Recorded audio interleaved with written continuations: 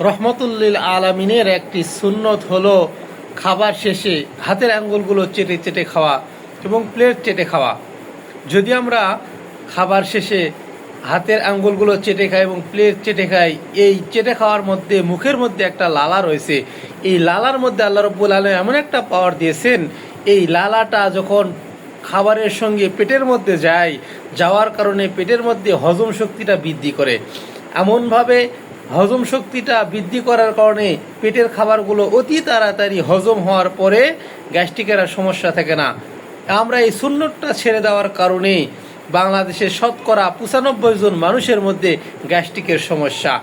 বাংলাদেশ সহ বিভিন্ন দেশের মধ্যে দেখা যায় যারা এই খাবারগুলো নষ্ট করে, এই খাবারগুলো নষ্ট করার কারণে প্লেটে হাত ধোয়ার কারণে, চেটে না খাওয়ার কারণে আমাদের যেই এই মুখের লালাটা পেটে যাওয়ার কথা ছিল, এই লালাটা না যাওয়ার কারণে আজকে আমাদের পেটের হজম শক্তিও কমে গেছে। এই হজম শক্তি কমে যাওয়ার কারণে গ্যাস্ট্রিকের সমস্যা। অথচ আজকে যদি আমরা রসুল সাল্লাল্লাহু আলাইহি সাল্লামের সুন্নতটা মেনে চলতাম, একে তো আমরা সওয়াব পাইতাম, 2 নাম্বার আমাদের এই গ্যাস্ট্রিকের সমস্যাটা হতো না, এই গ্যাস্ট্রিক হতো না।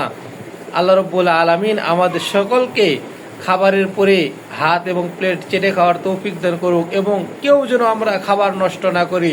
প্লেটে একটা খাবার থাকার পরেও যেন আমরা সেখানে পানি না ঢেলে দেই, এরকম আমরা নিয়ত করে নেই। আল্লাহ রাব্বুল আলামিন আমাদের সকলকে এই আমলগুলো করার তৌফিক দান করুক।